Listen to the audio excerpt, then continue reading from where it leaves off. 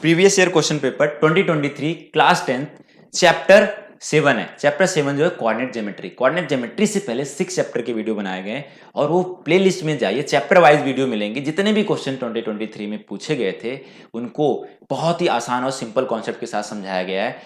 आपको देखने में बहुत ही मजा आने वाला है। चलते हैं आज के क्वेश्चन की तरफ। Hello everyone, welcome to challenger classes. Channel पे नए हैं तो चैनल को सब्सक्राइब करना ना भूलें। ठीक, अगला क्वेश्चन जो दिया गया है वो क्वेश्चन में क्या दिया हुआ उसको ध्यान से समझते हैं। ठीक है, और the coordinates of the vertices vertex ए, हमें ए वर्टेक्स का कोऑर्डिनेट हमें निकालना है रेक्टेंगल एबीसीडी में हुज 3 वर्टिसेस, इसके 3 वर्टिसेस दे रखे हैं। अब रेक्टेंगल क्या होता है, सबसे पहले उसकी प्रॉपर्टी को हम सब जानते हैं।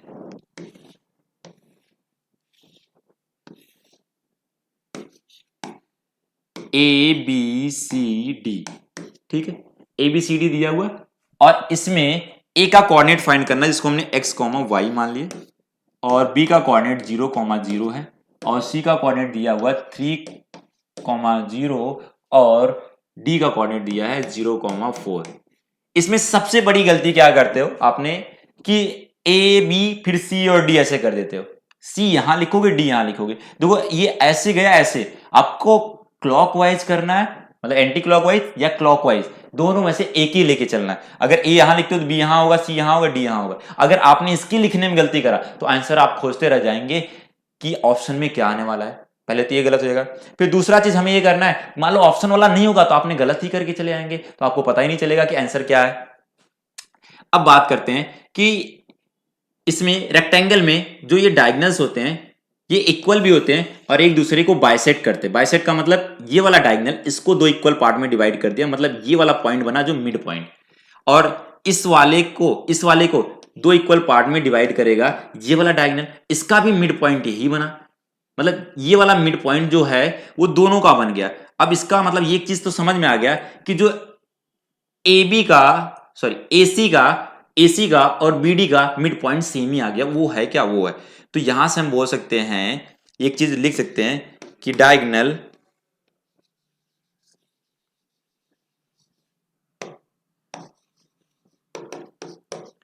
Bisect each other. ठीक है, ये हमारा एक पॉइंट मिल गया। डायगोनल अगर एक दूसरे को बाइसेक्ट करेंगे तो यहां से पता चलेगा कि O is mid point of AC, O is mid point AC equal to O is mid point of BD। ठीक है, इसमें BD, और इसके बाद इसका मतलब मिड पॉइंट दोनों का सेम हो गया। अब मिड पॉइंट फॉर्मूला यूज करना। मिड पॉइंट फॉर्मूला होता क्या है उसको समझना आपको। मिड पॉइंट फॉर्मूला ये होता है, कहीं पर अगर x1 और y1 ये पॉइंट है और इधर क्या है x2 और y2 पॉइंट है, इसके बीच में जिसको हम मिड पॉइंट बोल रहे हैं ये पॉइंट है। अगर x को फाइंड करना है तो आपको क्या करना पड़ेगा, x1 plus x2 divide by 2 करना होगा, और y को फाइंड करना है तो y1 plus y2 divide by 2 करना है। लेकिन यहां पर x और y दोनों सेम ही हैं, मतलब एक ही साथ करना है आपको। तो x और y का कोऑर्डिनेट अगर x और y दोनों साथ में फाइंड करना है तो आप ऐसे लिख सकते हो, ये ऐसे बनेगा। ठीक है, तो हम क्या करने वाले हैं कि यहां से x और AC का मिड पॉइंट फाइंड करते हैं। AC ये है तो ये x1 y1 हो गया, ये x2 y2 हो जाएगा।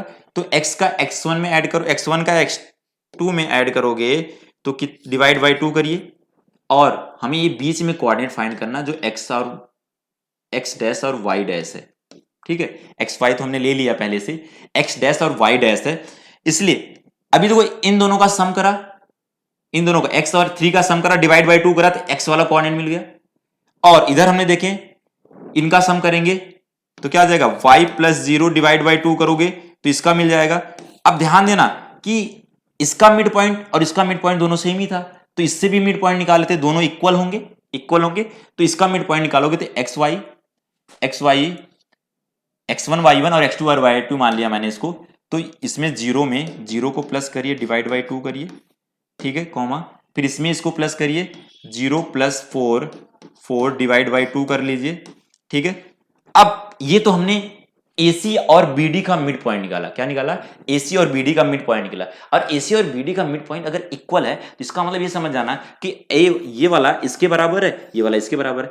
ध्यान से समझने की कोशिश करिएगा। मैंने बोला 5,6 ये इक्वल है किसके? 5,6 के। ये तभी इक्वल हो सकता है जब 5 5 के बराबर और 6 6 के बराबर। अगर यहां पर आपने कोई दूसरी वैल्यू यहाँ 3,6 कर देते तो ये तो इक्वल होता ही नहीं। तो इसलिए मैंने ये दोनों इक्वल हैं, तो इसका मतलब ये है कि x वाला x के साथ बराबर है और y वाला y के साथ बराबर है। तो ऐसा अगर तभी हो पाएगा जब हम इसको इक्वल करें ऐसे। यहां पर ये इक्वल तभी हो पाएगा जब ये दोनों इक्वल हैं। x plus 3 divide by 2 equal किसके हो जाएगा? 0। यहां देखो 0, ऊपर 0 है नीचे 2 है, तो इसको डिवाइड करोगे 0 आएगा और यहां से आ जाएगा x प्लस 3 और इसको उधर करो 0 के साथ मल्टीप्लाई होगा तो 0 हो जाएगा और इधर x की वैल्यू आ गया -3। x की वैल्यू हो गया क्या? -3। ऐसे हमने फाइंड करने वाले हैं। अगले वाले का इक्वल करेंगे y plus 0, y plus 0 divide by 2 equal किसके आ जाएगा? 0 प्लस 4 डिवाइड बाई 2। ये 2 से 2 कैंसिल हो गया तो यहां से आ गया y बराबर कितना आ गया? 4 हो गया। कितना हो गया? y बराबर 4 हो गया। तो x और y की वैल्यू मिल गया। हमें क्या बताना था? वही मिड पॉइंट इसका। हमें क्या नहीं, हाँ हमें मिड यही बताना था कि इसकी वैल्यू बताना था आपका, x और y की वैल्यू बताना था। तो x कॉमा y जो आया वो कितना आया? -3,4। ठीक। अब -3,4 इसमें कहीं दिख रहा है? आप कोई ऑप्शन में नहीं आ रहा है। इसका मतलब या तो क्वेश्चन गलत हमने सॉल्व करे होंगे या तो क्वेश्चन ही गलत दिया हुआ होगा। तो यहां पर हमने क्वेश्चन गलत नहीं करे हैं, क्वेश्चन गलत दिया हुआ है। इसमें ऑप्शन में गलती है। ऑप्शन में अगर यहाँ -3,4 कर लो तो ये वाला ऑप्शन सही हो जाएगा। और यही ऑप्शन जो पिछले साल क्वेश्चन में आया था वहां पर क्वेश्चन पेपर में दिखाया था कि सी वाला ऑप्शन सही है। लेकिन अभी भी एक क्वेश्चन में करेक्शन की जरूरत था, जो कि यहां पर क्या करना था? -3। अगर आपको ये क्वेश्चन अच्छे से समझ में आया तो क्वेश्चन को आप एक कमेंट करना ना भूलें कि आपको अच्छे से कॉन्सेप्ट क्लियर हो गया, और दूसरा अपने दोस्तों को शेयर करना भी ना भूलें। चलते हैं आज के लिए और नेक्स्ट लेक्चर में नेक्स्ट क्वेश्चन के साथ मिलते हैं। धन्यवाद।